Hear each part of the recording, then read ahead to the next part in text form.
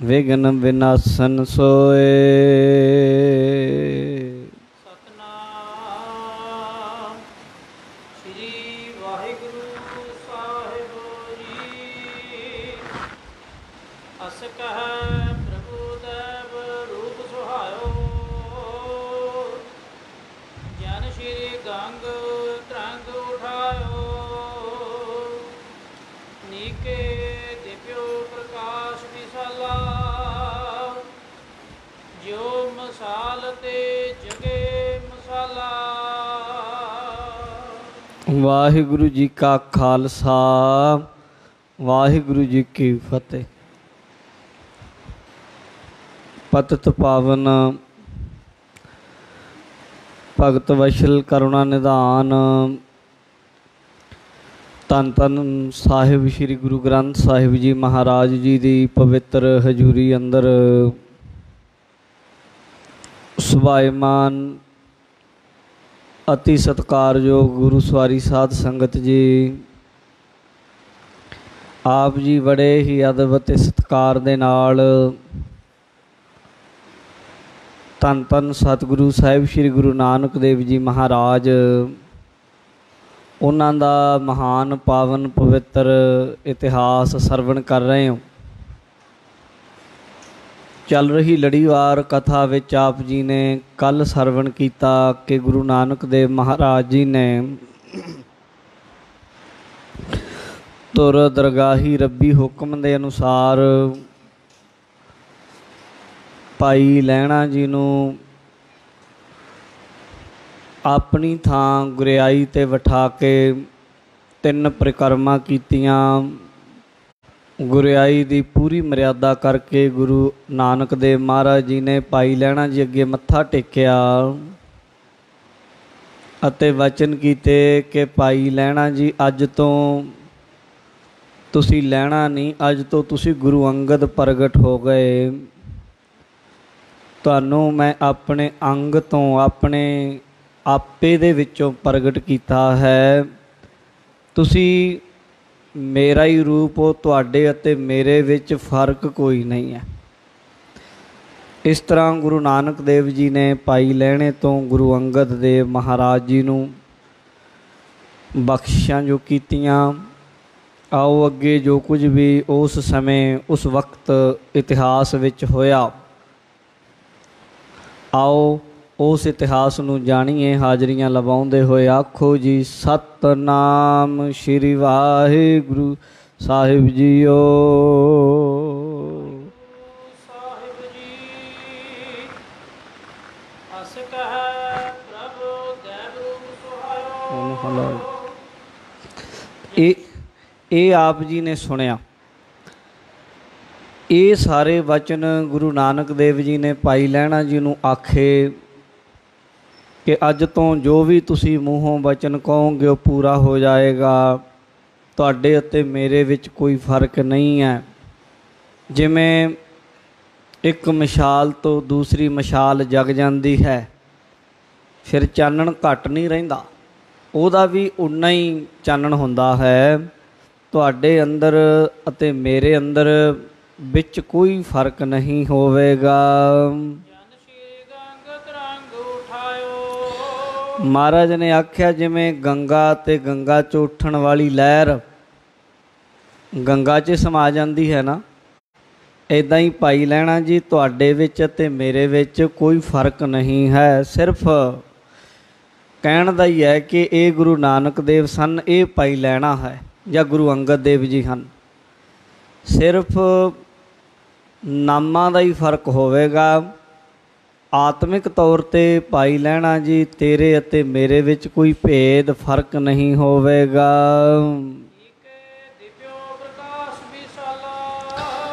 ते महाराज सच्चे पातशाह जी कहंदे प्रकाशमान भाव हिरदे दे अंदर तुहाडे मेरा प्रकाश होवेगा।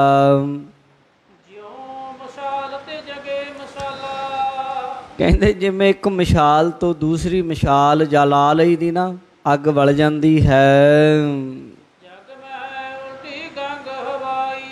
ते महाराज कहंदे इसे तरीके ਤੁਹਾਡੇ ਤੇ ਮੇਰੇ ਵਿੱਚ ਕੋਈ ਫਰਕ ਨਹੀਂ। ਇਉਂ ਗੁਰੂ ਨਾਨਕ ਸਾਹਿਬ ਨੇ ਆਖਿਆ। ਵੈਸੇ ਸਾਧ ਸੰਗਤ ਇਹ ਇੱਕ ਤਰ੍ਹਾਂ ਦੀ ਕਹਿ ਦਿਓ ਸੰਸਾਰ ਦੇ ਵਿੱਚ ਉਲਟੀ ਗੰਗ ਬਹਾਇਓਣ ਵਾਲੀ ਗੱਲ ਹੈ। ਗੰਗਾ ਦੂਜੇ ਪਾਸੇ ਨੂੰ ਚਾੜ ਦੇਣੀ, ਜਿੱਧਰੋਂ ਪਾਣੀ ਆਉਂਦਾ ਉਹਦੇ ਉਲਟ ਪਾਣੀ ਨੂੰ ਵਹਾ ਦੇਣਾ, ਚੜ੍ਹਦੇ ਵੱਲ ਨੂੰ ਪਾਣੀ ਨੂੰ ਚਾੜ ਦੇਣਾ। ਤੇ ਸਾਧ ਸੰਗਤ ਜੀ ਇਹ ਕੰਮ ਗੁਰੂ ਨਾਨਕ ਸਾਹਿਬ ਨੇ ਕੀਤਾ, ਭਾਵ ਆਪਣੇ ਸਿੱਖ ਨੂੰ ਗੁਰਿਆਈ ਦੇ ਕੇ ਉਹਦੇ ਚਰਨਾਂ 'ਤੇ ਮੱਥਾ ਟੇਕਣਾ, ਉਹਨੂੰ ਆਪਣਾ ਰੂਪ ਬਣਾਉਣਾ। ਇਹ ਦੁਨੀਆ ਦੇ ਵਿੱਚ ਇੱਕ ਅਦਭੁਤ ਬੜੀ ਅਨੋਖੀ ਮਿਸਾਲ ਹੈ। ਸਿੱਖ ਕੋ ਕਰ ਗੁਰ ਦੀ ਗੁਰਿਆਈ, ਸਿੱਖ ਨੂੰ ਗੁਰੂ ਬਣਾ ਦਿੱਤਾ, ਸਿੱਖ ਨੂੰ ਗੁਰੂ ਬਣਾ ਕੇ ਉਹਨੂੰ ਗੁਰਿਆਈ ਬਖਸ਼ਿਸ਼ ਕਰ ਦਿੱਤੀ। ਇਸ ਪ੍ਰਕਾਰ ਤਹਿ ਤਖਤ ਬਿਠਾਇਓ। ਇਸ ਤਰੀਕੇ ਸਾਧ ਸੰਗਤ ਜੀ ਗੁਰੂ ਸਾਹਿਬ ਨੇ, ਗੁਰੂ ਨਾਨਕ ਸਾਹਿਬ ਜੀ ਨੇ ਗੁਰੂ ਅੰਗਦ ਦੇਵ ਸਾਹਿਬ ਨੂੰ ਗੁਰਿਆਈ ਦੇ ਤਖਤ 'ਤੇ ਬਿਠਾ ਦਿੱਤਾ ਹੈ। ਜਦੋਂ ਜਿਸ ਵਕਤ ਭਾਈ ਲਹਿਣੇ ਤੋਂ ਗੁਰੂ ਅੰਗਦ ਬਣ ਗਏ, ਗੁਰੂ ਪਦਵੀ ਦੇ ਉੱਤੇ ਸੁਭਾਇਮਾਨ ਹੋ ਗਏ, ਤੇ ਗੁਰੂ ਨਾਨਕ ਦੇਵ ਮਹਾਰਾਜ ਨੇ ਫਿਰ ਸਾਰਿਆਂ ਵੱਲ ਮੂੰਹ ਕਰਕੇ ਨਾ, ਜਿੰਨੇ ਸਿੱਖ ਬੈਠੇ ਸਨ, ਸੰਗਤ ਬੈਠੀ ਸੀ, ਪਰਿਵਾਰ ਦੇ ਜੀਅ ਬੈਠੇ ਸਨ, ਸਾਰਿਆਂ ਵੱਲ ਮੂੰਹ ਕਰਕੇ ਗੁਰੂ ਨਾਨਕ ਸਾਹਿਬ ਨੇ ਬਚਨ ਕੀਤਾ। ਕਹਿਣ ਲੱਗੇ, ਕਹਿੰਦੇ ਭਾਈ ਸਿੱਖੋ ਧਿਆਨ ਨਾਲ ਸੁਣੋ ਮੇਰੀ ਗੱਲ। ਤੁਹਾਡੇ 'ਚੋਂ ਜਿੰਨੇ ਵੀ ਤੁਸੀਂ ਬੈਠੇ ਹੋ, ਤੁਹਾਡੇ 'ਚੋਂ ਜਿਹੜਾ ਵੀ ਕੋਈ ਮੇਰੇ ਹੁਕਮ ਦੇ ਅਨੁਸਾਰ ਹੀ ਹੈ, ਜਿਹੜਾ ਵੀ ਕੋਈ ਕਹਿੰਦਾ ਹੈ ਮੈਂ ਗੁਰੂ ਨਾਨਕ ਦੇਵ ਮਹਾਰਾਜ ਦਾ ਸਿੱਖ ਹਾਂ,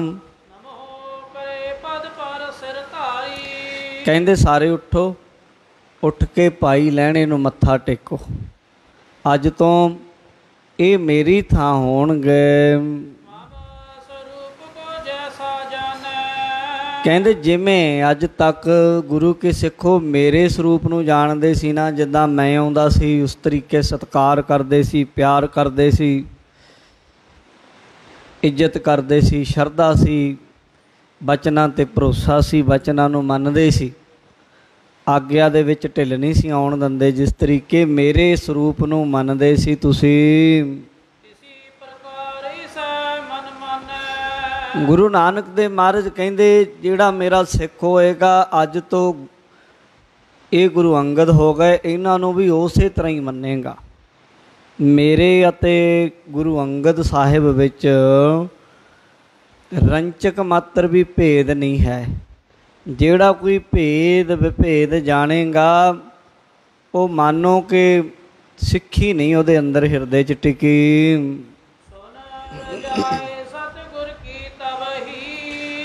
ਗੁਰੂ ਜੀ ਨੇ ਜਦੋਂ ਆਖਿਆ ਕਿ ਮੇਰਾ ਰੂਪ ਮੰਨ ਕੇ ਇਹਨਾਂ ਨੂੰ ਮੱਥਾ ਟੇਕੋ, ਗੁਰੂ ਜੀ ਦੀ ਆਗਿਆ ਉਸ ਵੇਲੇ ਸਿੱਖ ਸੰਗਤ ਨੇ ਮੰਨ ਲਈ। ਜਿਹੜੇ ਭਾਈ ਭਗੀਰਥ ਜੀ, ਭਾਈ ਸਾਧਾਰਨ ਜੀ, ਬਾਬਾ ਬੁੱਢਾ ਜੀ ਅਤੇ ਹੋਰ ਬੇਅੰਤ ਸਿੱਖ ਸਨ ਨਾ ਜੀ, ਇਹ ਸਾਰੇ ਦੇ ਸਾਰੇ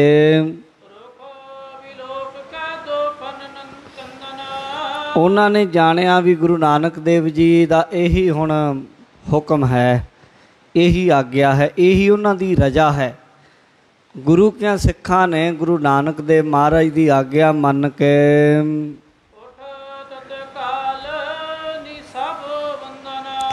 ਉੱਠ ਕੇ ਨਾ ਜੀ, ਫਿਰ ਉਸ ਵਕਤ ਸਾਰਿਆਂ ਨੇ ਗੁਰੂ ਨਾਨਕ ਦੇਵ ਸਾਹਿਬ ਮਹਾਰਾਜ ਦਾ ਹੁਕਮ ਮੰਨ ਕੇ ਭਾਈ ਲਹਿਣਾ ਜੀ ਨੂੰ ਨਮਸਕਾਰ ਕੀਤੀ। ਲਾਈਨ ਵਿੱਚ ਲੱਗ ਕੇ ਸਭਨਾਂ ਨੇ ਮੱਥਾ ਟੇਕਿਆ। ਫਰਕ ਨਹੀਂ ਨਾ ਹੈ। ਗੁਰੂ ਨੇ ਆਖ ਦਿੱਤਾ ਮੇਰੇ 'ਚ ਤੇ ਗੁਰੂ ਅੰਗਦ 'ਚ ਕੋਈ ਫਰਕ ਨਹੀਂ, ਸਭ ਨੇ ਮੱਥਾ ਟੇਕਿਆ ਹੈ। ਜਿਵੇਂ ਅੱਜ ਅਸੀਂ ਗੁਰੂ ਗੋਬਿੰਦ ਸਿੰਘ ਮਹਾਰਾਜ ਨੇ ਬਚਨ ਕੀਤਾ ਵੀ ਗੁਰੂ ਗ੍ਰੰਥ ਸਾਹਿਬ 'ਚ ਤੇ ਮੇਰੇ 'ਚ ਕੋਈ ਫਰਕ ਨਹੀਂ, ਸਾਰੇ ਸਿੱਖਾਂ ਨੇ ਗੁਰੂ ਗ੍ਰੰਥ ਸਾਹਿਬ ਨੂੰ ਮੱਥਾ ਟੇਕਿਆ। ਹੁਣ ਵੀ ਉਸੇ ਤਰ੍ਹਾਂ ਹੀ ਟੇਕਦੇ ਹਾਂ। ਇਹ ਗੁਰੂ ਆਪਣੀ ਕਲਾ, ਆਪਣੀ ਤਾਕਤ, ਆਪਣੀ ਸ਼ਕਤੀ ਜਿੱਥੇ ਟਿਕਾ ਦੇ, ਗੁਰੂ ਕੇ ਸਿੱਖ ਦਾ ਉੱਥੇ ਹੀ ਭਰੋਸਾ ਹੁੰਦਾ ਹੈ। ਉਸ ਵਕਤ ਸਾਰੇ ਸਿੱਖਾਂ ਨੇ ਮੱਥਾ ਟੇਕਿਆ ਵਾਰ-ਵਾਰ। ਪਰ ਜਿਹੜੇ ਬਾਬਾ ਸ਼੍ਰੀ ਚੰਦ ਜੀ ਅਤੇ ਲਖਮੀ ਦਾਸ ਸਨ, ਇਹ ਗੁਰੂ ਨਾਨਕ ਦੇਵ ਜੀ ਦੇ ਪੁੱਤਰ ਸਨ, ਇਹ ਵੀ ਜਵਾਨ ਹੋ ਚੁੱਕੇ ਸਨ। ਇਹਨਾਂ ਦੇ ਮਨ ਵਿੱਚ ਵੀ ਇਹ ਸੀ ਵੀ ਗੁਰਿਆਈ ਗੱਦੀ ਸਾਨੂੰ ਮਿਲਣੀ ਚਾਹੀਦੀ ਹੈ, ਸਾਡਾ ਪਰਿਵਾਰਕ ਹੱਕ ਹੈ, ਅਸੀਂ ਗੁਰੂ ਨਾਨਕ ਦੇਵ ਮਹਾਰਾਜ ਸੱਚੇ ਪਾਤਸ਼ਾਹ ਜੀ ਦੀ ਵੰਸ਼ ਵਿੱਚੋਂ ਹਾਂ, ਸਾਡਾ ਗੁਰੂ ਜੀ ਦੇ ਨਾਲ ਖੂਨ ਦਾ ਰਿਸ਼ਤਾ ਹੈ। ਪਰ ਗੁਰਿਆਈ ਕੋਈ ਰਿਸ਼ਤੇਦਾਰੀ ਕਰਕੇ ਜਾਂ ਕੋਈ ਆਖੇ ਕਿ ਮੈਂ ਇਸ ਗੱਲ ਦਾ ਹੱਕਦਾਰ ਹਾਂ, ਇੱਦਾਂ ਹੱਕ ਜਤਾਇਆ ਨਹੀਂ ਗੁਰੂ ਘਰੋਂ ਬਖਸ਼ਿਸ਼ ਹੁੰਦੀ। ਜੇ ਐਸੀ ਕੋਈ ਗੱਲ ਹੁੰਦੀ ਤਾਂ ਪ੍ਰਿਥੀ ਚੰਦ ਗੁਰੂ ਰਾਮਦਾਸ ਸਾਹਿਬ ਜੀ ਦਾ ਵੱਡਾ ਪੁੱਤਰ ਹੈ, ਉਹਨੇ ਆਖਿਆ ਵੀ ਮੈਂ ਵੱਡਾ, ਮੈਨੂੰ ਮਿਲਣੀ ਚਾਹੀਦੀ, ਉਹਨੂੰ ਮਿਲ ਜਾਂਦੀ। ਸ਼੍ਰੀ ਚੰਦ ਜੀ ਨੂੰ ਮਿਲ ਜਾਣੀ ਚਾਹੀਦੀ ਸੀ ਪਰ ਨਹੀਂ ਮਿਲੀ।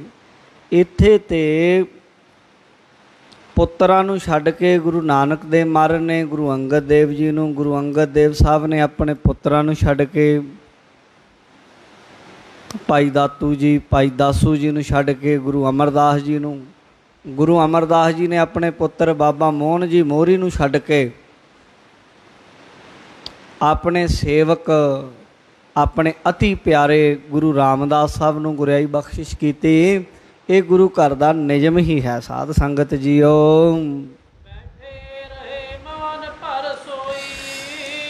ਇਹ ਦੋਵੇਂ ਹੀ ਸ਼੍ਰੀ ਚੰਦ ਜੀ ਅਤੇ ਲਖਮੀ ਦਾਸ ਜੀ ਨੇ ਮਨ ਵਿੱਚ ਇਸ ਗੱਲ ਦਾ ਮਾਣ ਵੀ ਕੀਤਾ। ਉਹਨਾਂ ਨੂੰ ਇਸ ਗੱਲ ਦੀ ਥੋੜ੍ਹੀ ਜਿਹੀ ਅੰਦਰੋਂ ਰੰਜ ਵੀ ਹੈ ਇਸ ਗੱਲ 'ਤੇ ਕਿ ਸਾਨੂੰ ਗੁਰਿਆਈ ਮਿਲਣੀ ਚਾਹੀਦੀ ਹੈ। ਇਸ ਲਈ ਦੋਵੇਂ ਮੱਥਾ ਟੇਕਣ ਲਈ ਖੜ੍ਹੇ ਨਾ ਹੋਏ ਗੁਰੂ ਅੰਗਦ ਦੇਵ ਜੀ ਨੂੰ। ਗੁਰੂ ਨਾਨਕ ਦੇਵ ਮਹਾਰਾਜ ਨੇ ਜਦੋਂ ਵੇਖਿਆ ਵੀ ਇਹ ਮੇਰੇ ਪਰਿਵਾਰ ਦੇ, ਇਹ ਸਾਡੇ ਫਰਜ਼ੰਦ ਹਨ, ਇਹ ਪਰਿਵਾਰ ਦੇ ਜੀ ਹਨ, ਇਹ ਨਹੀਂ ਗੱਲ ਮੰਨ ਰਹੇ, ਤੇ ਗੁਰੂ ਜੀ ਨੇ ਫਿਰ ਉਸ ਵੇਲੇ ਬਚਨ ਕੀਤੇ। ਗੁਰੂ ਨਾਨਕ ਦੇਵ ਮਹਾਰਾਜ ਨੇ ਆਖਿਆ ਭਾਈ ਸ਼੍ਰੀ ਚੰਦ ਜੀ ਨੂੰ, ਬਾਬਾ ਜੀ ਨੂੰ ਔਰ ਆਪਣੇ ਛੋਟੇ ਸਪੁੱਤਰ ਲਖਮੀ ਦਾਸ ਜੀ ਨੂੰ ਆਖਿਆ, ਕਹਿੰਦੇ ਬੇਟਾ ਤੁਸੀਂ ਵੀ ਉੱਠੋ ਦੋਵੇਂ, ਇਹ ਭਾਰੀ ਪੁਰਖ ਹਨ, ਹੁਣ ਇਹਨਾਂ 'ਚ ਤੇ ਮੇਰੇ 'ਚ ਫਰਕ ਕੋਈ ਨਹੀਂ ਹੈ, ਉੱਠ ਕੇ ਇਹਨਾਂ ਨੂੰ ਤੁਸੀਂ ਮੱਥਾ ਟੇਕੋ, ਇਹਨਾਂ ਨੂੰ ਨਮਸਕਾਰ ਕਰੋ। ਅੱਗੋਂ ਉਹਨਾਂ ਦੇ ਮਨ ਵਿੱਚ ਉਮਰ ਵੀ ਐਸੀ ਹੁੰਦੀ ਹੈ, ਕੋਈ ਬਹੁਤ ਵੱਡੇ ਨਹੀਂ ਸਨ ਉਮਰ ਕਰਕੇ ਵੀ, ਜਵਾਨੀ ਦੀ ਉਮਰ ਹੈ ਅਤੇ ਹਜੇ ਇੰਨੀ ਵੱਡੀ ਕਹਿ ਲਓ ਕਿ ਜ਼ਿੰਦਗੀ ਦੀ ਸਮਝ ਵੀ, ਅਨੁਭਵ ਵੀ ਹਜੇ ਬਹੁਤ ਵੱਡਾ ਹਾਸਲ ਨਹੀਂ ਹੋਇਆ, ਅਤੇ ਹਜੇ ਲਾਡਾਂ ਨਾਜਾਂ ਨਾਲ ਪਾਲੇ ਹਨ। ਗੁਰੂ ਨੂੰ ਗੁਰੂ ਨਹੀਂ, ਗੁਰੂ ਨੂੰ ਪਿਤਾ ਕਰਕੇ ਹੀ ਜਾਣਦੇ ਹਨ। ਅੱਗੋਂ ਕਹਿਣ ਲੱਗੇ, ਕਹਿੰਦੇ ਮਹਾਰਾਜ ਜੀ ਇਹ ਤੁਹਾਡਾ ਦਾਸ ਹੈ, ਸੇਵਕ ਹੈ। ਮਹਾਰਾਜ ਅਸੀਂ ਪੁੱਤਰ ਹਾਂ, ਇਹ ਸੇਵਕ ਹੈ, ਇਹ ਦਾਸ ਹੈ ਤੁਹਾਡਾ, ਅਸੀਂ ਤੁਹਾਡੇ ਪੁੱਤਰ ਹਾਂ, ਸਾਡਾ ਅਧਿਕਾਰ ਵੱਧ ਬਣਦਾ ਹੈ।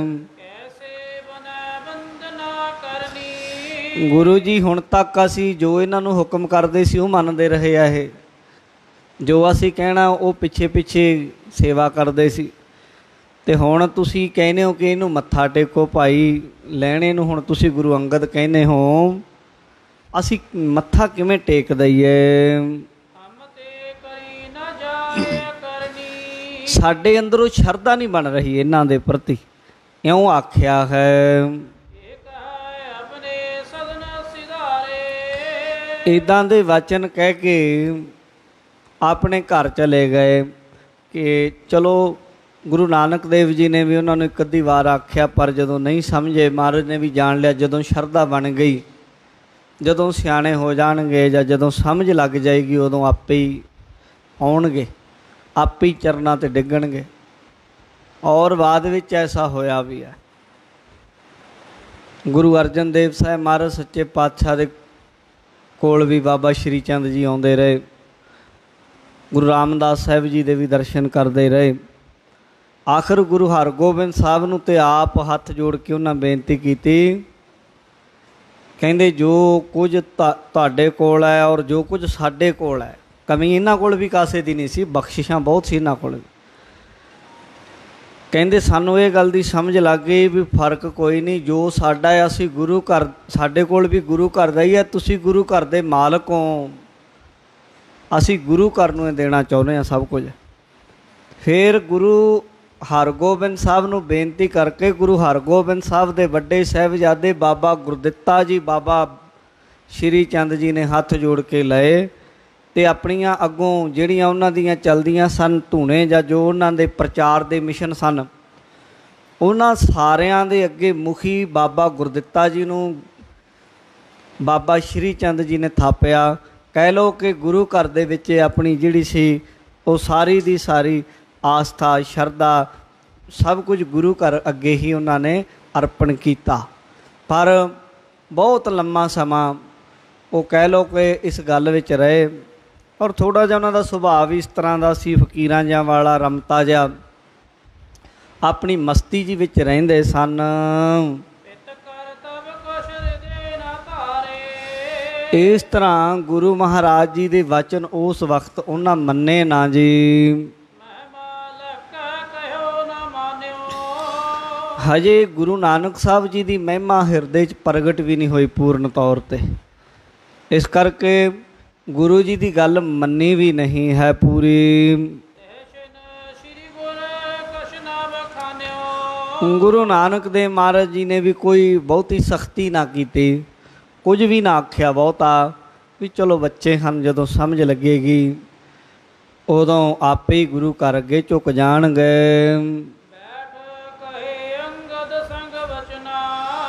ਉਸ ਵਕਤ ਗੁਰੂ ਨਾਨਕ ਦੇਵ ਮਹਾਰਾਜ ਸੱਚੇ ਪਾਤਸ਼ਾਹ ਨੇ ਫਿਰ ਆਪ ਕੋਲ ਬੈਠ ਕੇ ਗੁਰੂ ਅੰਗਦ ਦੇਵ ਜੀ ਨਾਲ ਵਚਨ ਕੀਤੇ।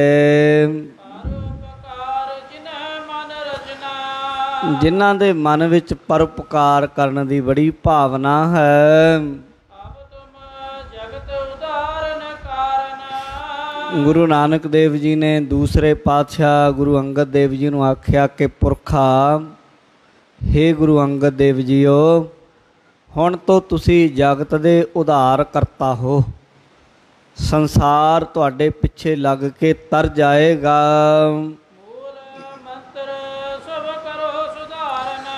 ਗੁਰੂ ਨਾਨਕ ਦੇਵ ਮਹਾਰਾਜ ਨੇ ਆਖਿਆ ਕਿ ਤੁਸੀਂ ਹੁਣ ਮੂਲ ਮੰਤਰ ਦੇਣ ਦੇ ਅਧਿਕਾਰੀ ਹੋ, ਗੁਰਮੰਤਰ ਦੇਣ ਦੇ ਅਧਿਕਾਰੀ ਹੋ। ਅਸੀਂ ਸਾਧ ਸੰਗਤ, ਅਸੀਂ ਜਿੰਨੇ ਵੀ ਹਾਂ ਸਿੱਖ, ਮੂਲ ਮੰਤਰ ਜਪਦੇ ਹਾਂ, ਗੁਰਮੰਤਰ ਜਪਦੇ ਹਾਂ, ਪਰ ਅਸੀਂ ਅੱਗੇ ਦੇਣ ਦੇ ਅਧਿਕਾਰੀ ਨਹੀਂ। ਅੱਗੇ ਦੇਣ ਦਾ ਅਧਿਕਾਰ ਕੇਵਲ ਪੰਜ ਪਿਆਰਿਆਂ ਨੂੰ ਹੈ। ਜੋ ਕਲਾ ਵਰਤਣੀ ਹੈ, ਵੱਡੀ ਕਲਾ, ਉਹ ਮੂਲ ਮੰਤਰ ਗੁਰਮੰਤਰ ਦੀ, ਉਹ ਪੰਜ ਪਿਆਰਿਆਂ ਤੋਂ ਲੈ ਕੇ ਵਰਤਣੀ ਹੈ। ਇਸ ਕਰਕੇ ਇਸੇ ਤਰ੍ਹਾਂ ਹੀ ਮੂਲ ਮੰਤਰ ਗੁਰਮੰਤਰ ਤੇ ਸਾਰਿਆਂ ਨੂੰ ਹੀ ਆਉਂਦਾ ਸੀ, ਪ੍ਰਸਿੱਧ ਸੀ, ਪ੍ਰਗਟ ਸੀ। ਪਰ ਗੁਰੂ ਨਾਨਕ ਸਾਹਿਬ ਜਿਸ ਕਿਸੇ ਸਿੱਖ ਨੂੰ ਕਹਿੰਦੇ ਸਨ ਕਿ ਅੱਗੇ ਜਪੋ ਤੇ ਜਪਾਓ, ਉਹ ਗੁਰਮੁਖ ਫਿਰ ਅੱਗੇ ਜਪਦਾ ਸੀ, ਅੱਗੇ ਜਪਾਉਂਦਾ ਸੀ ਅਤੇ ਬਹੁਤਾ ਲਾਭ ਹੁੰਦਾ ਸੀ। ਇੱਦਾਂ ਹੀ ਗੁਰੂ ਅੰਗਦ ਦੇਵ ਜੀ ਨੂੰ ਆਖਿਆ ਕਿ ਮੂਲ ਮੰਤਰ ਅਤੇ ਗੁਰਮੰਤਰ ਸੰਗਤਾਂ ਵਿੱਚ ਵੰਡੋ, ਸੰਗਤਾਂ ਨੂੰ ਅੱਗੇ ਉਪਦੇਸ਼ ਕਰੋ, ਜਪੋ ਜਪਾਓ। ਮਹਾਰਾਜ ਕਹਿੰਦੇ ਜਿੰਨੀ ਵੀ ਸਾਡੀ ਬਾਣੀ ਹੈ ਗੁਣਾਂ ਦੇ ਖਜ਼ਾਨੇ, ਐ ਗੁਰੂ ਅੰਗਦ ਦੇਵ ਜੀਓ। ਗੁਰੂ ਨਾਨਕ ਦੇਵ ਮਹਾਰਾਜ ਨੇ ਆਪਣੀ ਸਾਰੀ ਬਾਣੀ ਗੁਰੂ ਅੰਗਦ ਦੇਵ ਸਾਹਿਬ ਨੂੰ ਦਿੱਤੀ। ਜਿੰਨੀ ਬਾਣੀ ਗੁਰੂ ਨਾਨਕ ਦੇਵ ਸਾਹਿਬ ਮਹਾਰਾਜ ਦੇ ਕੋਲ ਸੀ ਉਸ ਸਮੇਂ, ਜੋ ਕੁਝ ਜਿੱਥੇ ਵੀ ਜਾਂਦੇ ਸਨ ਮਹਾਰਾਜ ਆਪਣੀ ਬਾਣੀ ਲਿਖਦੇ ਸਨ। ਸਾਰੀ ਬਾਣੀ ਗੁਰੂ ਨਾਨਕ ਦੇਵ ਸਾਹਿਬ ਮਹਾਰਾਜ ਨੇ ਜਿੱਥੇ ਕਿਤੇ ਵੀ ਸੀ ਉੱਥੇ ਲਿਖੀ, ਉਹ ਇਕੱਠੀ ਕੀਤੀ ਹੋਈ ਸੀ ਪੋਥੀ ਦੇ ਰੂਪ ਵਿੱਚ। ਮਹਾਰਾਜ ਨੇ ਗੁਰੂ ਅੰਗਦ ਦੇਵ ਸਾਹਿਬ ਨੂੰ ਉਹ ਪੋਥੀ ਬਾਣੀ ਦੀ ਸੌਂਪੀ, ਔਰ ਨਾਲ ਆਖਿਆ ਕਿ ਇਸ ਬਾਣੀ ਨੂੰ ਹੇ ਗੁਰੂ ਅੰਗਦ ਜੀ ਤਰਤੀਬ ਦਿਓ, ਸਾਰੀ ਬਾਣੀ ਨੂੰ ਚੰਗੀ ਤਰੀਕੇ ਦੇ ਨਾਲ, ਪੌੜੀਆਂ ਨੂੰ, ਸ਼ਬਦਾਂ ਨੂੰ ਜਿਹੜੀ ਤਰਤੀਬ ਨਾਲ ਪੋਥੀ ਬਣਾਓ। ਅਤੇ ਗੁਰੂ ਨਾਨਕ ਦੇਵ ਮਹਾਰਾਜ ਸੱਚੇ ਪਾਤਸ਼ਾਹ ਕਹਿੰਦੇ ਨਾਲੋਂ ਨਾਲ ਤੁਸੀਂ ਸਾਨੂੰ ਇਹ ਸਾਡੀ ਬਾਣੀ ਸਾਰੀ ਸੁਣਾਓ। ਅੱਜ ਕਈ ਕਹਿੰਦੇ ਜੀ ਬਾਣੀ ਪੜ੍ਹਨ ਦਾ ਕੀ ਫਾਇਦਾ, ਕੀ ਲਾਭ ਹੈ। ਉਹ ਬਾਣੀ ਤੇ ਗੁਰੂ ਨਾਨਕ ਦੇਵ ਮਹਾਰਾਜ ਆਪ ਗੁਰੂ ਨਾਨਕ ਸਾਹਿਬ ਨੇ ਉਚਾਰਨ ਕੀਤੀ ਤੇ ਆਪ ਸੁਣਦੇ ਰਹੇ ਸਿੱਖਾਂ ਤੋਂ ਆਪਣੀ ਬਾਣੀ। ਹਾਲਾਂਕਿ ਗੁਰੂ ਜੀ ਤੇ ਆਪਣੀ ਕਹਿੰਦੇ ਵੀ ਨਹੀਂ ਸਨ। ਜੈਸੀ ਮੈਂ ਆਵੈ ਖਸਮ ਕੀ ਬਾਣੀ ਤੈਸੜਾ ਕਰੀ ਗਿਆਨ ਵੇ ਲਾਲੋ, ਇਹ ਕਹਿੰਦੇ ਸਨ। ਤਾਂ ਗੁਰੂ ਅੰਗਦ ਦੇਵ ਜੀ ਨੂੰ ਕਹਿੰਦੇ ਭਾਈ ਪੁਰਖਾ ਹੁਣ ਇਉਂ ਕਰ, ਇਹ ਸਾਰੀ ਬਾਣੀ ਸਾਨੂੰ ਸੁਣਾ ਦੁਬਾਰਾ ਤੇ ਮਰਿਆਦਾ ਦੇ ਨਾਲ ਸਾਰੀ ਬਾਣੀ ਨੂੰ ਤਰਤੀਬ ਵਾਰ ਤਰਤੀਬ ਦਈਏ ਤੇ ਇਉਂ ਉਪਕਾਰ ਕਰੋ। ਤੇ ਮਹਾਰਾਜ ਕਹਿੰਦੇ ਇਸ ਤਰੀਕੇ ਬਾਣੀ ਨੂੰ ਤਰਤੀਬਬੱਧ ਕਰੋ ਇਕੱਠੀ, ਜੋ ਸਾਡੇ ਤੋਂ ਬਾਅਦ ਵੀ ਸਦੀਆਂ ਲੰਘ ਜਾਣ ਤੋਂ ਬਾਅਦ ਵੀ ਕੋਈ ਜਨਮ ਲਵੇ ਗੁਰਸਿੱਖ ਇਹ ਪਾਵਨ ਬਾਣੀ ਉਹਦੀ ਵੀ ਮੁਕਤੀ ਕਰੇ। ਤੁਸੀਂ ਦੇਖੋ ਜਦੋਂ ਉਹ ਜਿਹੜੀ ਗੁਰੂ ਗ੍ਰੰਥ ਸਾਹਿਬ ਮਹਾਰਾਜ ਦੀ ਸੰਪਾਦਨਾ ਗੁਰੂ ਅਰਜਨ ਦੇਵ ਸਾਹਿਬ ਮਹਾਰਾਜ ਨੇ ਕੀਤੀ ਹੈ ਅੰਮ੍ਰਿਤਸਰ ਸਾਹਿਬ ਦੀ ਧਰਤੀ ਦੇ ਉੱਤੇ, ਉਹ ਉਹਨਾਂ ਪੋਥੀਆਂ ਤੋਂ ਹੀ ਕੀਤੀ ਆ ਮਹਾਰਾਜ ਸਾਹਿਬ ਸੱਚੇ ਪਾਤਸ਼ਾਹ ਨੇ। ਜੋ ਉਹੀ ਪੋਥੀਆਂ ਗੁਰੂ ਨਾਨਕ ਸਾਹਿਬ ਤੋਂ ਗੁਰੂ ਅੰਗਦ ਦੇਵ ਸਾਹਿਬ ਤੱਕ ਗਈਆਂ, ਗੁਰੂ ਅੰਗਦ ਦੇਵ ਸਾਹਿਬ ਤੋਂ ਗੁਰੂ ਅਮਰਦਾਸ ਸਾਹਿਬ ਮਹਾਰਾਜ ਕੋਲ ਗਈਆਂ, ਗੁਰੂ ਅਮਰਦਾਸ ਸਾਹਿਬ ਜੀ ਦੇ ਪਰਿਵਾਰ ਬਾਬਾ ਮੋਹਨ ਜੀ ਬਾਬਾ ਮੋਹਰੀ ਜੀ ਆਪਣਾ ਉਹਨਾਂ ਦੇ ਕੋਲ ਰਹੀਆਂ ਕਿਉਂਕਿ ਉਹ ਪੁੱਤਰ ਸਨ, ਉਹਨਾਂ ਦੇ ਕੋਲ ਰਹੀਆਂ। ਤੇ ਗੁਰੂ ਰਾਮਦਾਸ ਸਾਹਿਬ ਮਹਾਰਾਜ ਸੱਚੇ ਪਾਤਸ਼ਾਹ ਵੀ ਅਗਰ ਰਿਸ਼ਤੇ ਦੇ ਤੌਰ ਤੇ ਜਾਣੀਏ ਤੇ ਗੁਰੂ ਅਮਰਦਾਸ ਸਾਹਿਬ ਦੀ ਸਪੁੱਤਰੀ ਹੈ, ਮਾਤਾ ਭਾਨੀ ਜੀ ਉਹਦੇ ਪਤੀ ਹਨ। ਇਸ ਕਰਕੇ ਪਰਿਵਾਰਕ ਤੌਰ ਤੇ ਉਹਨਾਂ ਕੋਲ ਰਹੀਆਂ। ਫਿਰ ਗੁਰੂ ਅਰਜਨ ਦੇਵ ਜੀ ਨੇ ਉਹ ਪੋਥੀਆਂ ਲਿਆਂਦੀਆਂ। ਗੁਰੂ ਰਾਮਦਾਸ ਸਾਹਿਬ ਜੀ ਦੀ ਜਿੰਨੀ ਬਾਣੀ ਅਤੇ ਗੁਰੂ ਅਰਜਨ ਦੇਵ ਸਾਹਿਬ ਦੀ ਜਿੰਨੀ ਬਾਣੀ ਉਹ ਸਾਰੀ ਗੁਰੂ ਅਰਜਨ ਦੇਵ ਜੀ ਕੋਲ ਆਪਣੇ ਕੋਲ ਹੈ। ਉਹ ਸਾਰੀਆਂ ਬਾਣੀਆਂ ਔਰ ਜਿੱਥੇ ਕਿਤੇ ਵੀ ਗੁਰੂ ਸਾਹਿਬ ਦੀ ਬਾਣੀ ਦਾ ਗੁਰੂ ਜੀ ਨੂੰ ਪਤਾ ਲੱਗਾ, ਉਹ ਸਾਰੀ ਬਾਣੀ ਗੁਰੂ ਅਰਜਨ ਦੇਵ ਸਾਹਿਬ ਨੇ ਇਕੱਠੀ ਕਰਾ ਕੇ ਦੁਬਾਰਾ ਫਿਰ ਤਰਤੀਬ ਬਣਾਈ। ਜਿਹੜੀ ਬਾਣੀ ਦੀ ਪਹਿਲਾਂ ਬਣੀ ਹੋਈ ਸੀ ਉਹਨੂੰ ਉਸੇ ਤਰ੍ਹਾਂ ਹੀ ਉਹ ਲਿਆਂਦਾ ਮਹਾਰਾਜ ਨੇ।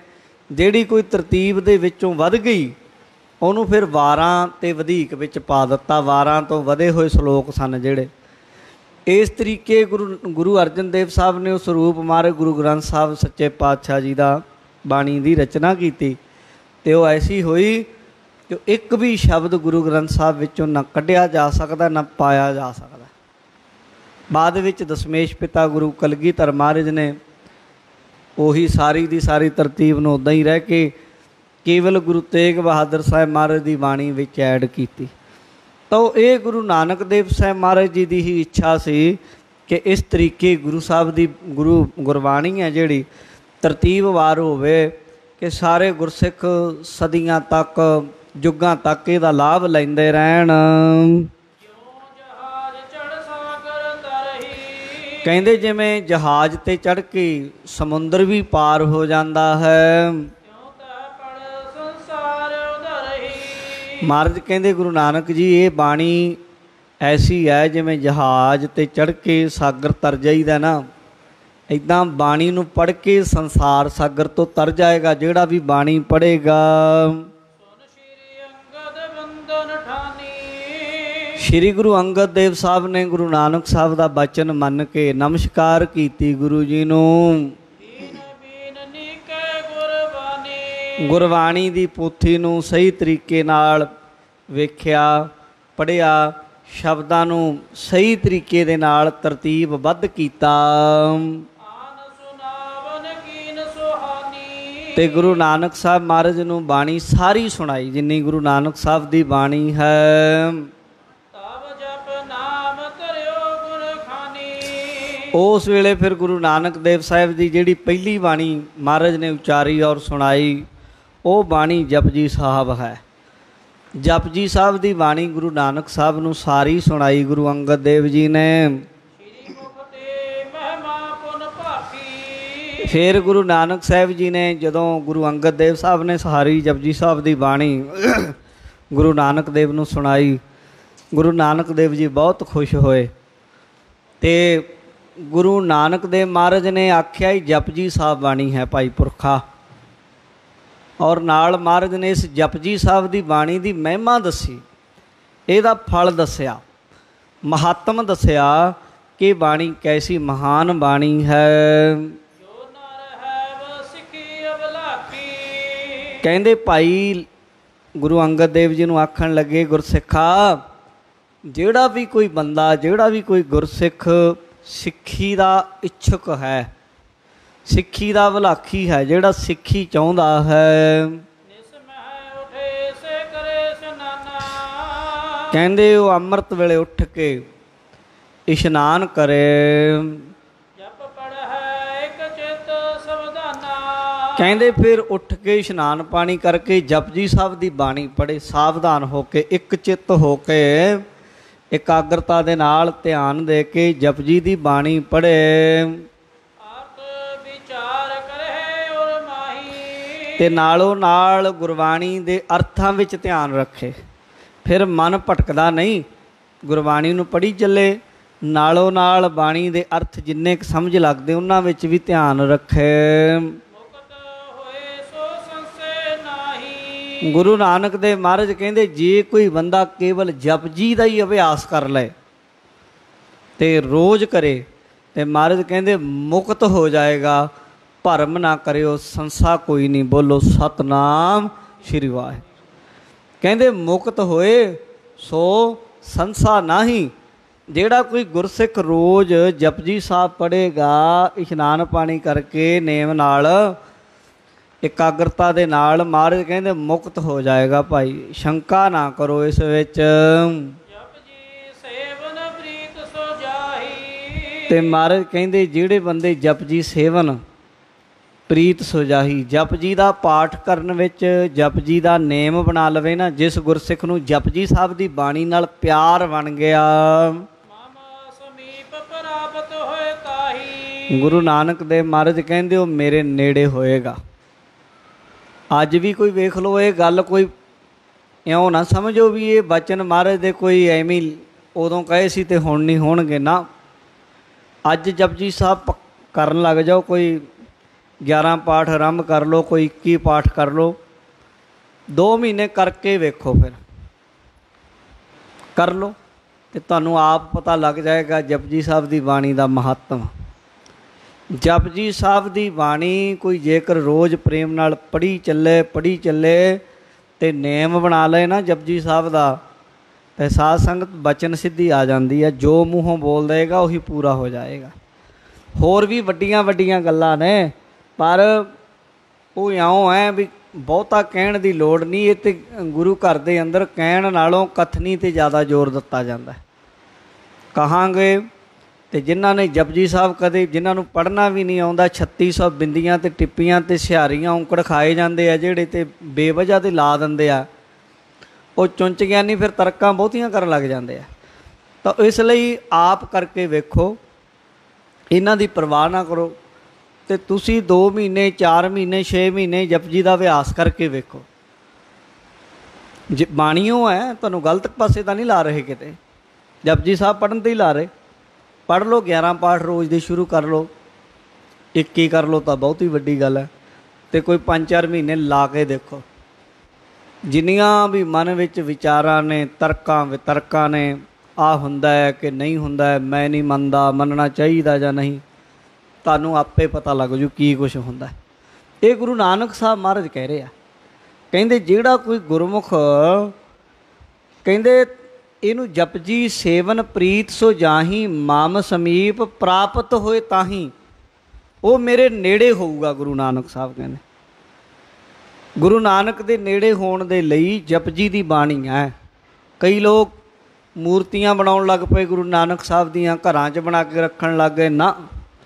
ਗੁਰੂ ਨਾਨਕ ਦੀ ਮੂਰਤੀ ਆ ਜਿਹੜੀ ਪੱਥਰ ਦੀ ਬਣਾਉਣੀ ਮਨਮੱਤ ਹੈ, ਪਰ ਗੁਰੂ ਨਾਨਕ ਦਾ ਅਸਲ ਸਰੂਪ ਜਪਜੀ ਸਾਹਿਬ ਦੀ ਬਾਣੀ ਹੈ। ਸਾਧ ਸੰਗਤ ਜਪਜੀ ਸਾਹਿਬ ਸ਼ੁਰੂ ਕਰ ਲਓ ਅੱਜ ਤੋਂ, ਰੋਜ਼ ਪੜ੍ਹੋ ਤੇ ਗੁਰੂ ਨਾਨਕ ਦੇ ਨੇੜੇ ਹੋ ਜਾਓਗੇ।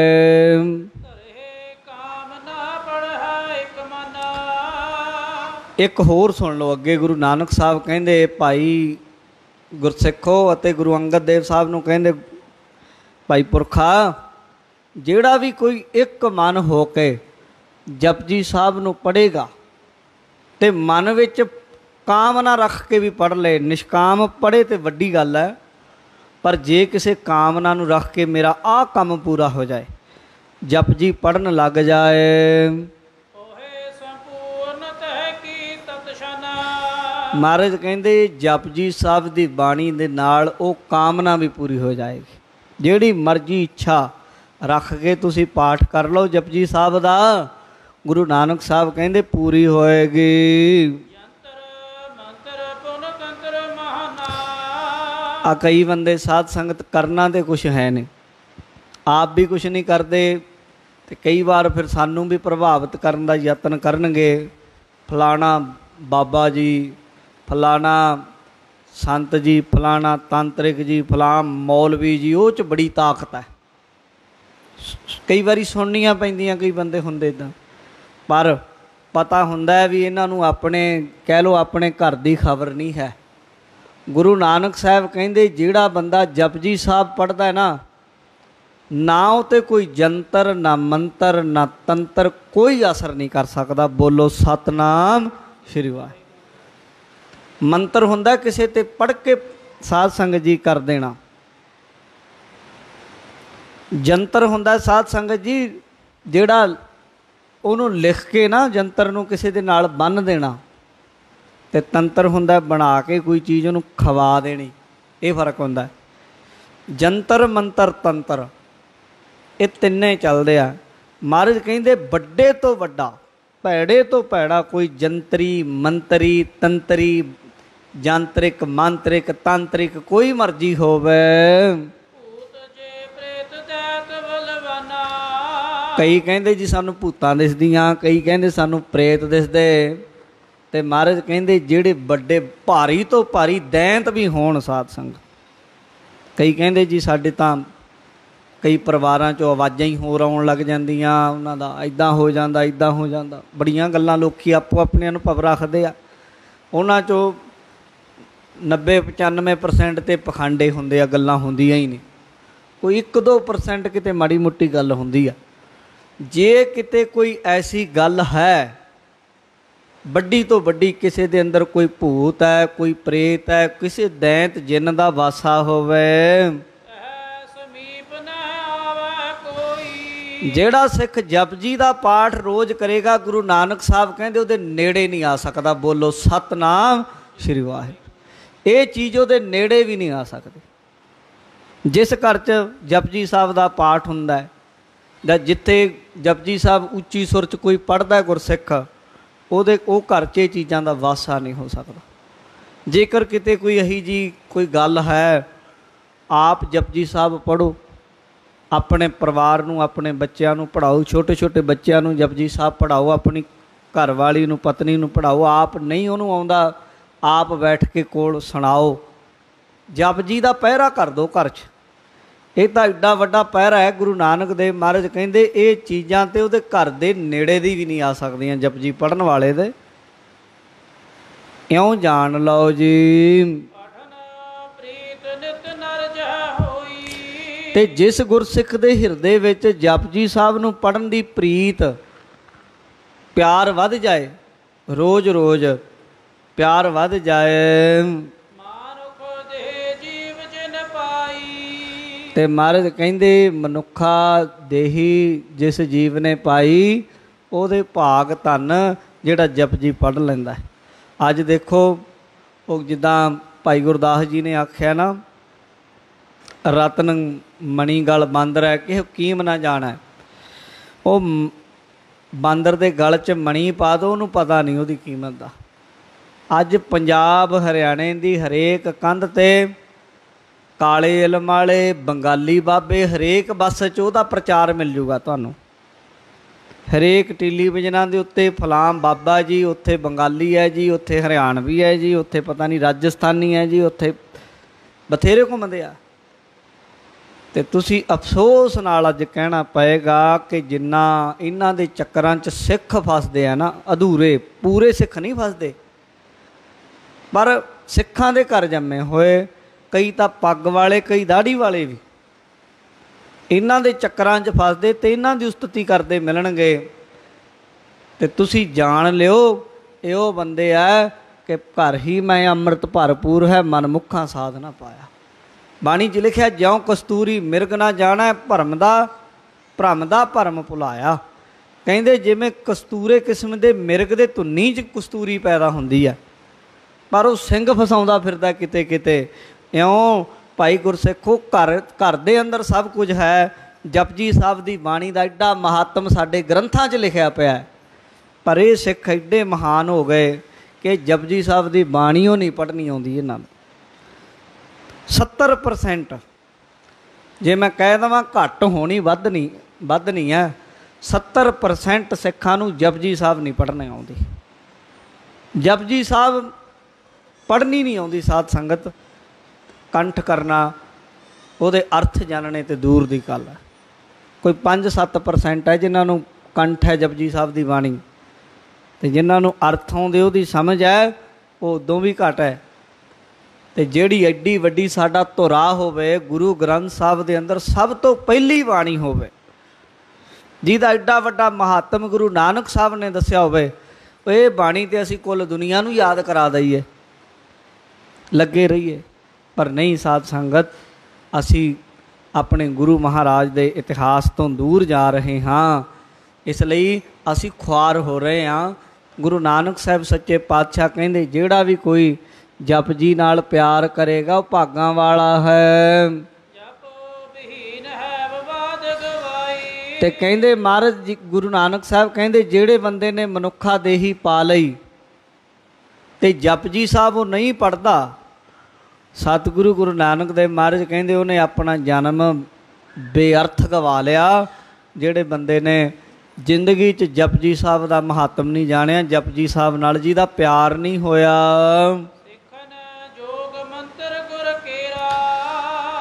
गुरु जी कहते सिखां दे विच सब तो वड्डा योग मंत्र यही है जपजी साहब दी बाणी। यही है माला यही है मंत्र ये तो उत्ते कुछ नहीं। साध संगत ये तो उत्ते कोई मंत्र नहीं कोई तंत्र नहीं कोई जंतर नहीं है जपजी साहब तो ये याद करन योग सिखण योग समझण योग हिरदे च वसाण योग गुरु का गुरु घर दा वड्डा मंत्र है माला मंत्र।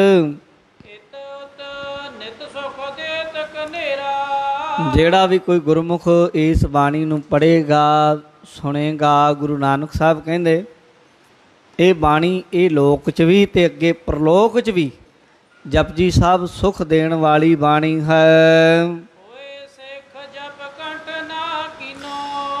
कहंदे है तां सिख ते जे उन्हें जपजी साहब कंठ नहीं ना कीता अपने आप ही देख लियो हुण।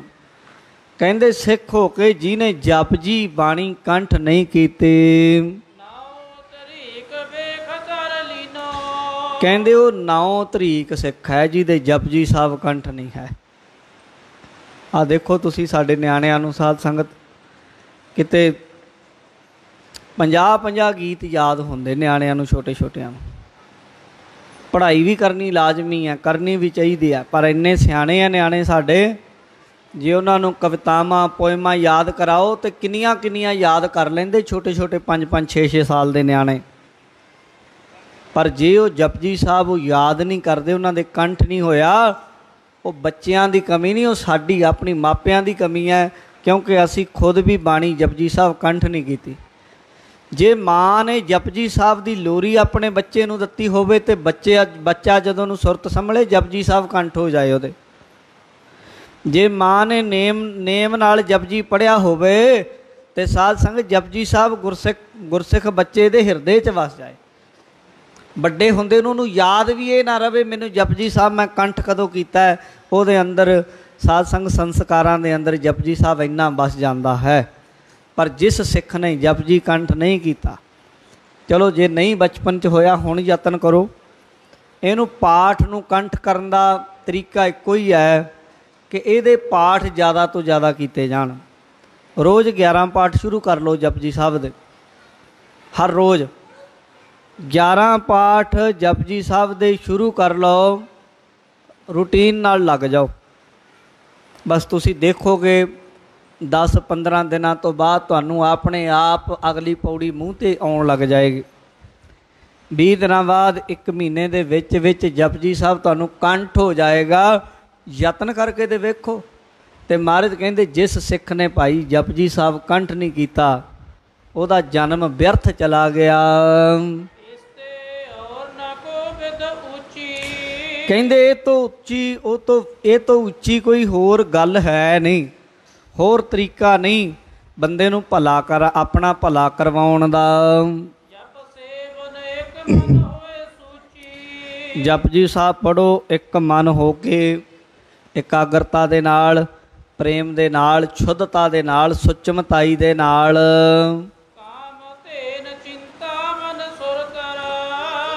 ਕਹਿੰਦੇ ਗ੍ਰੰਥ ਪੜ੍ਹੋਗੇ, ਜਦੋਂ ਗ੍ਰੰਥ ਪੜ੍ਹੋਗੇ ਨਾ ਜੀ ਉਹਦੇ ਵਿੱਚ ਬੜੀਆਂ ਗੱਲਾਂ ਮਿਲਣਗੀਆਂ। ਵੀ ਇੱਕ ਸਨਾਤਨ ਮਤ, ਹਿੰਦੂ ਮਤ ਦੇ ਗ੍ਰੰਥਾਂ 'ਚ ਕਾਮ ਧੇਨ ਗਊ ਦਾ ਬੜਾ ਜ਼ਿਕਰ ਆਉਂਦਾ ਵੀ ਕਾਮ ਧੇਨ ਗਊ ਹੈ। ਕਹਿੰਦੇ ਉਹ ਗਾਂ ਅੱਗੇ ਜੋ ਮਰਜ਼ੀ ਮੰਗ ਲਓ, ਉਹ ਗਾਂ ਪੂਰੀ ਕਰ ਦਿੰਦੀ ਇੱਛਾ। ਇੱਕ ਆਉਂਦਾ ਹੈ ਕਿ ਇੱਕ ਮਣੀ ਐਸੀ ਹੈ, ਮਣੀ ਬਾਰੇ ਚਿੰਤਾਮਨ ਕਹਿੰਦੇ ਆ ਵੀ ਜਿਸ ਬੰਦੇ ਕੋਲੋਂ ਮਣੀ ਹੋਵੇ ਉਹ ਬੰਦਾ ਜਿਹੜਾ ਵੀ ਸੰਕਲਪ ਕਰੇ ਉਹਦੀ ਇੱਛਾ ਪੂਰੀ ਹੋ ਜਾਂਦੀ ਹੈ। ਦੂਜਾ ਤੀਜਾ ਪੁਰਾਣਾ ਵਿੱਚ ਐਸਾ ਜ਼ਿਕਰ ਆਉਂਦਾ, ਇੱਕ ਦਰਖਤ ਹੈ ਸੁਰਤਰ, ਜਿਸ ਬੰਦੇ ਦੇ ਕੋਲ ਉਹ ਬ੍ਰਿਕਸ਼ ਹੋਵੇ, ਉਹ ਬ੍ਰਿਕਸ਼ ਦੇ ਹੇਠਾਂ ਖੜ ਕੇ, ਕਲਪ ਬ੍ਰਿਕਸ਼ ਕਹਿੰਦੇ ਆ ਉਹਨੂੰ, ਕਹਿੰਦੇ ਉਹ ਜੋ ਮੰਗ ਲੈ ਪੂਰਾ ਹੋ ਜਾਂਦਾ ਹੈ। ਗੁਰੂ ਨਾਨਕ ਸਾਹਿਬ ਕਹਿੰਦੇ ਭਾਈ ਗੁਰਸਿੱਖੋ, ਕਾਮ ਧੇਨ ਗਾਂ, ਚਿੰਤਾ ਮਣੀ, ਕਲਪ ਬ੍ਰਿਸ਼, ਇਹ ਸਾਰੀਆਂ ਤਾਕਤਾਂ ਜਪਜੀ ਸਾਹਿਬ ਦੀ ਬਾਣੀ 'ਚ ਨੇ। ਜਿਹੜਾ ਜਪਜੀ ਪੜੂਗਾ ਉਹ ਮਾਨੋ ਕਾਮ ਧੇਨ ਗਊ ਦਾ ਮਾਲਕ ਹੈ, ਮਾਨੋ ਉਹਦੇ ਕੋਲ ਮਣੀ ਆ ਗਈ, ਮਾਨੋ ਉਹ ਕਲਪ ਬ੍ਰਿਕਸ਼ ਦਾ ਮਾਲਕ ਹੋ ਗਿਆ। ਜਿਹੜਾ ਬੰਦਾ ਜਪਜੀ ਸਾਹਿਬ ਦੀ ਬਾਣੀ ਪੜ੍ਹੇਗਾ, ਇਹ ਤਾਂ ਕੰਮ ਅਸੀਂ ਕਰ ਸਕਦੇ ਹਾਂ ਨਾ ਜੀ। ਜਪਜੀ ਸਾਹਿਬ ਦਾ ਪੜ੍ਹੀ ਚੱਲੋ, ਬਸ ਹੋਰ ਪਾਸੇ ਲੱਗੋ ਹੀ ਨਾ, ਹੋਰ ਗੱਲਾਂ ਬਾਤਾਂ ਫਾਲਤੂ ਦਾ ਟਾਈਮ ਬਰਬਾਦ, ਚੁਗਲੀ ਨਿੰਦਿਆ ਜਿਹੜਾ ਖਰਾਬ ਕਰਦੇ ਉਹ ਨਾ ਕਰੋ। ਬਸ ਬਾਣੀ ਵੱਧ ਤੋਂ ਵੱਧ ਜਪਜੀ ਦੀ ਪੜ੍ਹੋ। ਗੁਰੂ ਨਾਨਕ ਦੇਵ ਮਹਾਰਾਜ ਕਹਿੰਦੇ ਅੱਧੇ ਤਿਲ ਦੀ ਬਰਾਬਰੀ ਵੀ ਇਹ ਚੀਜ਼ਾਂ ਜਪਜੀ ਦੀਆਂ ਨਹੀਂ ਕਰ ਸਕਦੀਆਂ। ਹਜ਼ਾਰਾਂ ਕਾਮ ਧੇਨ ਗਊਆਂ, ਹਜ਼ਾਰਾਂ ਕਲਪ ਬ੍ਰਿਸ਼, ਹਜ਼ਾਰਾਂ ਮਣੀਆਂ ਇਕੱਠੀਆਂ ਹੋ ਕੇ ਆ ਜਾਣ ਤੇ ਜਪਜੀ ਦੇ ਬਰਾਬਰ ਰੱਖ ਦਓ ਤਾਂ ਵੀ ਜਪਜੀ ਸਾਹਿਬ ਦੀ ਬਾਣੀ ਦੇ ਅੱਗੇ ਫਿੱਕੀਆਂ ਹਨ। ਇਹ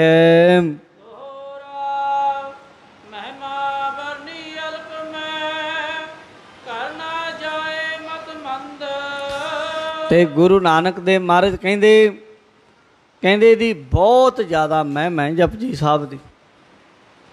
ਕਵੀ ਸੰਤੋਖ ਸਿੰਘ ਵੀ ਕਹਿੰਦੇ ਭਾਈ ਗੁਰਸਿੱਖੋ, ਮੈਂ ਕਿੰਨੀ ਕੁ ਦੱਸਾਂ ਤੁਹਾਨੂੰ, ਇਹ ਵੱਡੀ ਮਹਿਮਾ ਵਾਲਾ ਹੈ।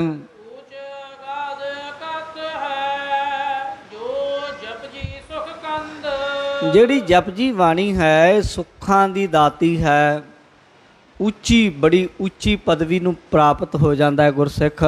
ਜਿਹੜਾ ਇਹਨੂੰ ਪੜ੍ਹੇਗਾ ਅਗਾਧ ਡੂੰਘਾ ਸੁਰਤ ਕਰਕੇ ਚਲਾ ਜਾਏਗਾ।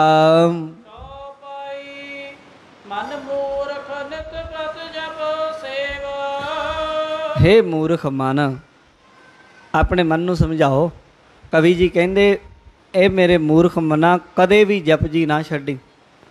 ਜ਼ਿੰਦਗੀ 'ਚ ਕਦੇ ਉਹ ਦਿਨ ਨਾ ਆਵੇ ਜਿੱਦਣ ਜਪਜੀ ਸਾਹਿਬ ਦਾ ਪਾਠ ਸਿੱਖ ਨਾ ਕਰੇ।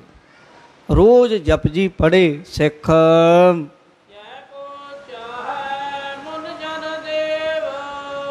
ਮਹਾਰਾਜ ਕਹਿੰਦੇ ਇਹ ਜਪਜੀ ਸਾਹਿਬ ਦੀ ਬਾਣੀ ਨੂੰ ਤਾਂ ਦੇਵਤੇ ਮੁਨੀ, ਰਿਸ਼ੀ ਮੁਨੀ ਵੀ ਪੜ੍ਹਦੇ ਆ।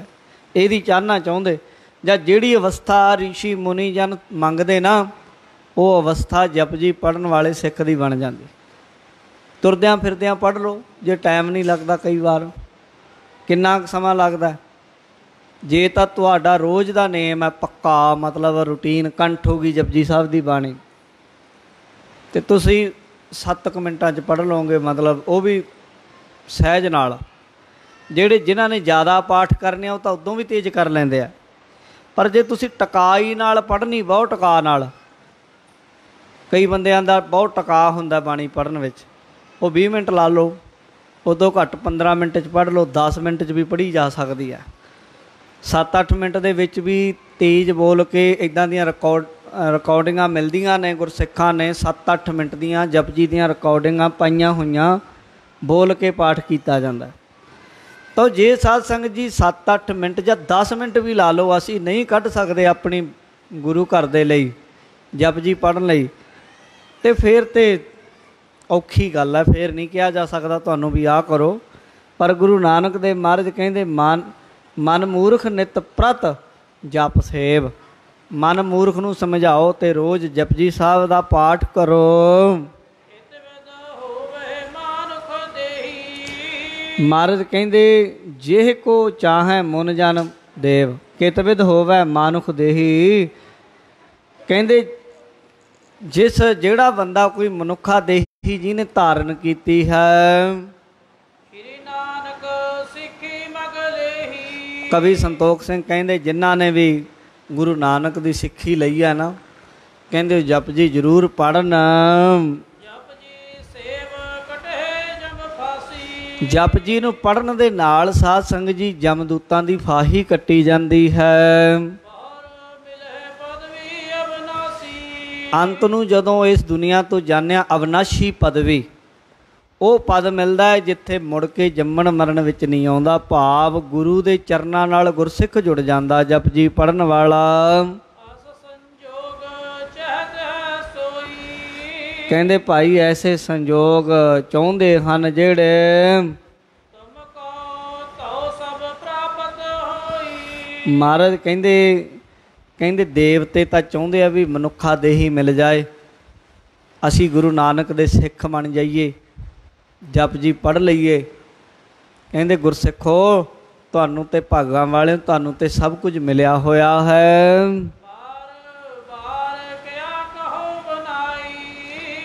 ਕਹਿੰਦੇ ਹੁਣ ਬਾਰ-ਬਾਰ ਇੱਕ ਗੱਲ ਨੂੰ ਬਾਰ-ਬਾਰ ਕਹੀ ਜਾਣਾ ਵੀ ਠੀਕ ਨਹੀਂ ਹੁੰਦਾ। ਬਾਰ-ਬਾਰ ਕਹਿਣਾ ਇਹ ਵੀ ਚੰਗੀ ਗੱਲ ਨਹੀਂ। ਇੱਕੋ ਵਾਰ ਸਿਆਣੇ ਨੂੰ ਕਹਿਣਾ ਬਸ ਥੋੜ੍ਹਾ ਜਿਹਾ ਇਸ਼ਾਰਾ ਹੀ ਕਾਫੀ ਹੁੰਦਾ ਹੈ। ਮਹਾਰਾਜ ਕਹਿੰਦੇ ਜਦੋਂ ਅੰਤ ਸਮਾਂ ਹੁੰਦਾ ਹੈ, ਜੇ ਗੁਰਸਿੱਖੋ ਬਾਣੀ ਨਾ ਪੜ੍ਹੀ ਹੋਵੇ, ਜਪਜੀ ਪੱਲੇ ਨਾ ਹੋਵੇ, ਗੁਰੂ ਨਾਨਕ ਸਾਹਿਬ ਮਹਾਰਾਜ ਦੇ ਚਰਨਾਂ ਨਾਲ ਗੁਰਸਿੱਖ ਨਾ ਜੁੜਿਆ ਹੋਵੇ, ਤੇ ਮਨੁੱਖਾ ਦੇਹੀ ਪਾ ਕੇ ਵੀ ਅੰਤ ਨੂੰ ਜਦੋਂ ਮਰਦਾ ਹੈ ਨਾ ਤੇ ਹੱਥ ਮਲਦਾ ਹੈ, ਪਛਤਾਵਾ ਕਰਦਾ ਹੈ।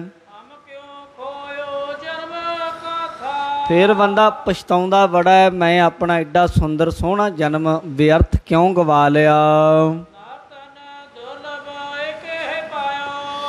ਦੇਖੋ ਕਿੱਡੀ ਵੱਡੀ ਗੱਲ ਹੈ। ਪਹਿਲੀ ਗੱਲ ਤੇ ਦੇਖੋ ਮਨੁੱਖਾ ਜਨਮ ਤੁਹਾਨੂੰ ਮਿਲਿਆ।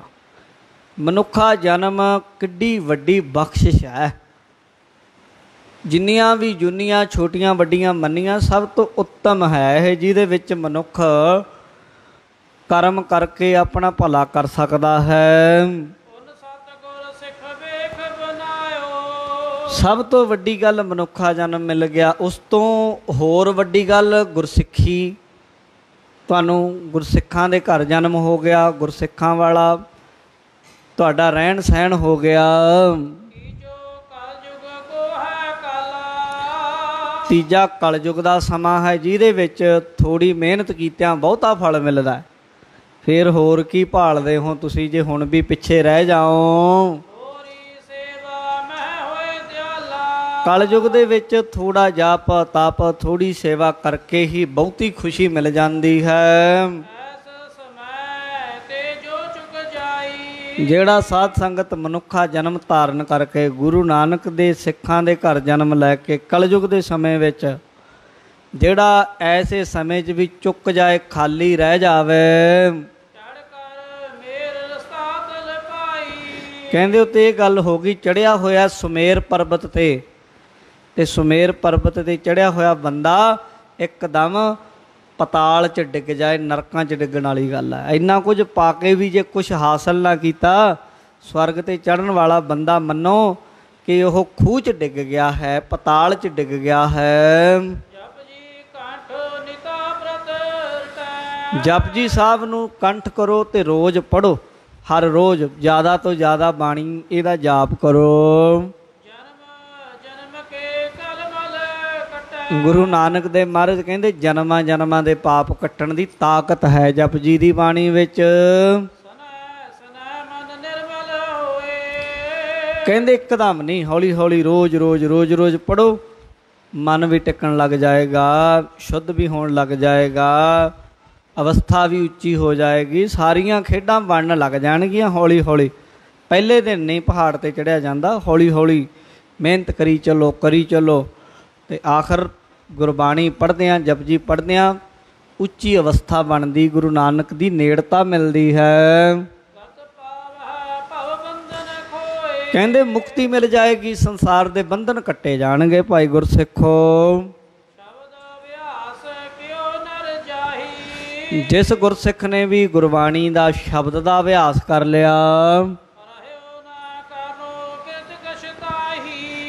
ਇਸ ਅਧਿਆਏ ਦੀ ਆਖਰੀ ਪੰਕਤੀ 52ਵੇਂ ਦੀ ਵਿੱਚ ਕਹਿੰਦੇ ਜਿਸ ਨੇ ਜਪਜੀ ਦੇ ਸ਼ਬਦ ਦਾ ਅਭਿਆਸ ਕਰ ਲਿਆ, ਬਾਣੀ ਨਾਲ ਜੁੜ ਗਿਆ, ਕਹਿੰਦੇ ਪਿੱਛੇ ਕਰਨਾ ਕੁਛ ਨਹੀਂ ਰਹਿ ਗਿਆ, ਸਮਝੋ ਉਹਨੇ ਸਾਰੇ ਹੀ ਕੰਮ ਕਰ ਲਏ, ਉਹਦਾ ਕੋਈ ਵੀ ਐਸਾ ਕੰਮ ਨਹੀਂ ਜਿਹੜਾ ਉਹਨੇ ਹਜੇ ਪਿੱਛੇ ਕਰਨਾ। ਜਿਹਨੇ ਬਾਣੀ ਪੜ੍ਹ ਲਈ, ਗੁਰੂ ਦੇ ਮੰਤਰ ਦਾ ਅਭਿਆਸ ਕਰ ਲਿਆ, ਸਮਝੋ ਉਹਨੇ ਜਪ, ਉਹਨੇ ਤਪ, ਉਹਨੇ ਪੂਜਾ, ਉਹਨੇ ਅਰਚਨਾ, ਉਹਨੇ ਜਗ, ਉਹਨੇ ਯੋਗ, ਉਹਨੇ ਪੁੰਨ, ਦਾਨ, ਤੀਰਥ ਸੇਵਾ ਸਭ ਕੁਝ ਕਰ ਲਈ। ਜਿਹਨੇ ਭਾਈ ਬਾਣੀ ਨਾਲ ਪਿਆਰ ਪਾ ਲਿਆ, ਉਹਦੇ ਲੋਕ ਸੁਖੀਏ ਪਰਲੋਕ ਸੁਹੇਲੇ ਹੋ ਜਾਣਗੇ। ਇਹ ਗੁਰੂ ਨਾਨਕ ਸਾਹਿਬ ਮਹਾਰਾਜ ਸੱਚੇ ਪਾਤਸ਼ਾਹ ਨੇ ਜਪਜੀ ਸਾਹਿਬ ਦਾ ਮਹੱਤਮ ਗੁਰੂ ਅੰਗਦ ਦੇਵ ਸਾਹਿਬ ਅਤੇ ਜਿੰਨੇ ਸਿੱਖ ਬੈਠੇ ਸਨ ਉਹਨਾਂ ਨੂੰ ਦੱਸਿਆ ਹੈ। ਸੋ ਅੱਜ ਆਪ ਜੀ ਗੁਰੂ ਕਲਗੀਧਰ ਮਹਾਰਾਜ ਜੀ ਦੇ ਅਤੀ ਬਖਸ਼ਿਸ਼ਾਂ ਭਰੇ ਅਸਥਾਨ ਗੁਰਦੁਆਰਾ ਸ੍ਰੀ ਨਾਢਾ ਸਾਹਿਬ ਵਿਖੇ, ਜਿੱਥੇ ਆ ਕੇ ਜਿਹੜੀ ਮਰਜ਼ੀ ਅਰਦਾਸ ਕਰੋ, ਨੇਮ ਨਾਲ ਆਓ, ਬਾਣੀ ਪੜ੍ਹੋ। ਵੱਡੇ ਵੱਡੇ ਗੁਰਸਿੱਖ ਭਾਗਾਂ ਵਾਲੇ ਮਿਲਦੇ, ਜਿਹੜੇ ਆਪ ਦੱਸਦੇ ਸਾਨੂੰ ਇੱਥੋਂ ਆ ਸਭ ਕੁਝ ਮਿਲਿਆ। ਐਸੇ ਸਥਾਨ 'ਤੇ ਆਏ ਹਾਂ ਅਤੇ ਇੱਥੇ ਬਹਿ ਕੇ ਪਰਨ ਕਰਕੇ ਜਾਈਏ ਕਿ ਅੱਜ ਤੋਂ ਜਪਜੀ ਸਾਹਿਬ ਪੜ੍ਹਿਆ ਕਰਾਂਗੇ, ਰੋਜ਼ ਆਪ ਜਪਜੀ ਸਾਹਿਬ ਕੰਠ ਕਰਾਂਗੇ, ਆਪਣੇ ਬੱਚਿਆਂ ਨੂੰ ਜਪਜੀ ਨਾਲ ਜੋੜਾਂਗੇ। ਅਤੇ ਜਪਜੀ ਨਾਲ ਅੱਜ ਤੋਂ ਜੁੜ ਜਾਓ, ਅਤੇ ਉਹ ਵੀ ਦਿਨ ਦੂਰ ਨਹੀਂ ਸਾਧ ਸੰਗਤ ਜਿੱਦਣ ਤੁਹਾਡੇ ਲੋਕ ਪਰਲੋਕ ਦੇ ਵਿੱਚ ਗੁਰੂ ਨਾਨਕ ਸਹਾਇਤਾ ਕਰੇਗਾ, ਜਿੱਦਣ ਗੁਰੂ ਨਾਨਕ ਤੁਹਾਡੇ ਹਰ ਕਾਰਜ ਦੇ ਵਿੱਚ ਖੜ੍ਹੇਗਾ, ਜਿਸ ਦਿਨ ਤੁਹਾਡੀ ਸਾਧ ਸੰਗਤ ਉੱਚੀ ਆਤਮਿਕ ਅਵਸਥਾ ਹੋਏਗੀ, ਇਹ ਜਪਜੀ ਨਾਲ ਹੋਏਗਾ ਸਭ ਕੁਝ। ਸੋ ਆਪ ਪੜ੍ਹੋ, ਹੋਰਨਾਂ ਨੂੰ ਜਪਜੀ ਨਾਲ ਜੋੜੋ। ਸੋ ਇੱਥੇ ਹੀ ਸਮੇਂ ਦੀ ਸਮਾਪਤੀ, ਹੋਈਆਂ ਭੁੱਲਾਂ ਦੀ ਖਿਮਾ। ਸਮੂਹ ਸੰਗਤ ਦਾ ਧੰਨਵਾਦ। ਹੇ ਅਚੁੱਤ ਹੈ ਪਾ